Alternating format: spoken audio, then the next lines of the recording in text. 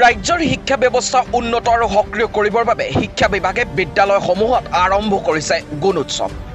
এই বৰ্ষত 3 পৰ্যায়ত অনুষ্ঠিত হ'বলগীয়া এই গুণোৎসৱৰ প্ৰথম পৰ্যায়ত সামৰি লৈছে ৰাজ্যৰ কেইবাখনো জিলাৰ লগতে নগাঁও জিলাকো।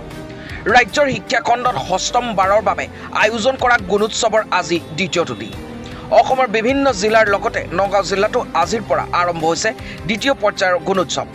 জিলাখনৰ কঠীয়াতলী শিক্ষাখণ্ডৰ অন্তৰ্গত মাধৱ সমল কেন্দ্ৰৰ ৰাজা আলী মধ্য ইংৰাজী বিদ্যালয়ত পুৱাৰে পৰা বিদ্যালয়খনত শিক্ষক শিক্ষয়িত্ৰী অভিভাৱক আৰু ছাত্ৰ ছাত্ৰীসকলৰ উপস্থিতিত আৰম্ভ কৰিছে গুণোৎসৱৰ মূল্যায়ন পৰীক্ষা। বিগত বৰ্ষৰ গুণোৎসৱ প্ৰক্ৰিয়াত উক্ত বিদ্যালয়খনে যথেষ্ট ভাল মানদণ্ড ফলাফল দেখুৱাবলৈ সক্ষম হোৱা বিদ্যালয়খনে এইবাৰো যথেষ্ট ভাল ফলাফল দেখুৱাব বুলি আশা প্ৰকাশ কৰিছে। আজি পুৱাই বিদ্যালয়খনত উপস্থিত থাকে গুণোৎসৱৰ বহি মূল্যায়ক নজৰুল ইছলাম, CRCC হবিবুৰ ৰহমান, পৰিচালনা সমিতিৰ সভাপতি মইনুদ্দিন, শিক্ষক ফকুৰ উদ্দিন আলী আহমেদ, সমাজসেৱক জহৰ আলীৰ লগতে শিক্ষক শিক্ষয়িত্ৰী অভিভাৱকসকল, মাতৃগোট পৰিচালনা সমিতিৰ সদস্যসকলো উপস্থিত থাকে। কচুৱাৰ পৰা মইনুদ্দিন হকৰ report, Assam north east news live.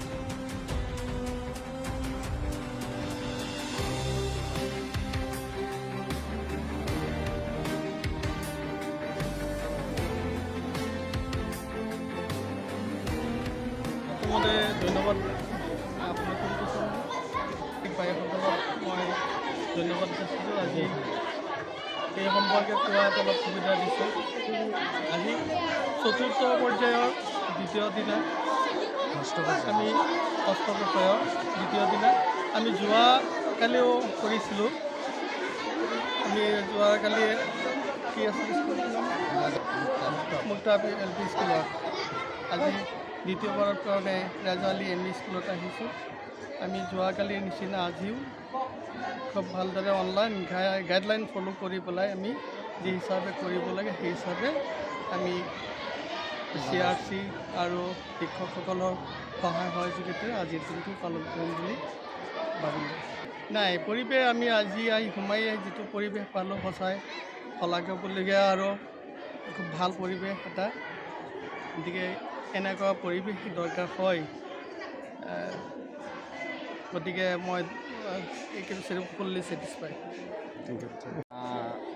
Assam চৰকাৰৰ উদ্যোগত 6 ৰাউণ্ড গুণোৎসৱ এইবাৰ অনুষ্ঠিত হৈছে। এই 6 ৰাউণ্ড গুণোৎসৱৰ আজি দ্বিতীয় দিনা ৰজা আলী মোৰ ক্লাষ্টাৰৰ অন্তৰ্গত Raja Ali ME school, Alitangoni ME school আৰু ৰমণী পথাৰ ME স্কুল আৰু মাধৱপাৰা ME স্কুলত আজি দ্বিতীয় দিন গুণোৎসৱৰ। মোৰ ক্লাষ্টাৰৰ সকলো বিদ্যালয়তে খুব সুন্দৰভাৱে গুণোৎসৱ অনুষ্ঠিত হৈ আছে। আমাৰ যিকেইখন বিদ্যালয়ত আমাৰ যিকেইজন বহি মূল্যায়ক আহিছে তেওঁলোক যথেষ্ট উদ্যমী। তেওঁলোকে খুব ভাল ধৰণে আমাৰ বিদ্যালয়বিলাকত গুণোৎসৱ সুকলমে অনুষ্ঠিত কৰাৰ তেওঁলোকে প্ৰয়াস কৰিছে আৰু খুব সুন্দৰভাৱে গুণোৎসৱ হৈ আছে। আৰু ইয়াৰ পৰা আমি আশা কৰিছোঁ যে চৰকাৰে যি গুণোৎসৱ অনুষ্ঠিত কৰিছে ইয়াৰ দ্বাৰা সঁচাই আমাৰ বিদ্যালয়বিলাকত শিক্ষাৰ এক আমূল পৰিৱৰ্তন হৈছে। আমাৰ অভিভাৱকসকলৰ পৰা আদি কৰি আমাৰ শিক্ষাগুৰুসকলৰ মাজতো বিদ্যালয়ত এক আমূল পৰিৱৰ্তন আমি দেখা পাইছোঁ। গতিকে প্ৰতি বছৰে যাতে গুণোৎসৱ অনুষ্ঠিত হয় তাৰ বাবে আমি অসম চৰকাৰক আহ্বান জনাইছোঁ। আজি আমাৰ এই ৰাজা আলী ME স্কুলত মই দেখিছোঁ 100% ল'ৰা ছোৱালীয়ে গুণোৎসৱত অংশগ্ৰহণ কৰিছে। এইটো এটা আমাৰ খুব শুভ সংবাদ। মানে আমাৰ ভিতৰুৱা অঞ্চল হিচাপে বিভিন্ন ছাত্ৰ ছাত্ৰীসকল ইটা বাটালৈ যায় যদিও এই অঞ্চলত সেই প্ৰভাৱ পৰা নাই। তাৰ কাৰণে এই অঞ্চলৰ ৰাইজ আৰু শিক্ষাগুৰুসকলক মই এজ এ CRC হিচাপে মই তেওঁলোকক ধন্যবাদ জ্ঞাপন কৰিবলৈ সক্ষম হৈছিল। যদিও এইবাৰ আশা কৰিছোঁ তাতকৈ অলপ ভাল ফল হ'ব বুলি। সকলক ধন্যবাদ জ্ঞাপন কৰিম।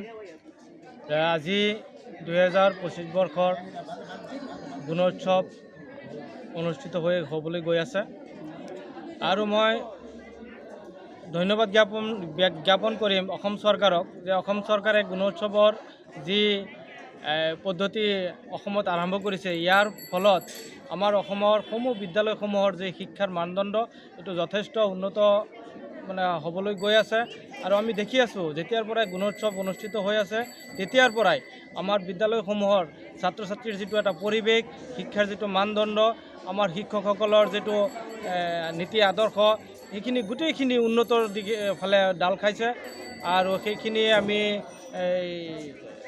অসম চৰকাৰক আমি ধন্যবাদ জ্ঞাপন কৰিম। তেনেকৈ প্ৰতি বছৰে গুণোৎসৱ দি আমাৰ অসমৰ যিটো শিক্ষাৰ যিটো মানদণ্ড এইটো উন্নত কৰক, তাৰেই আমি কামনা কৰিছোঁ। ঠিক আছে।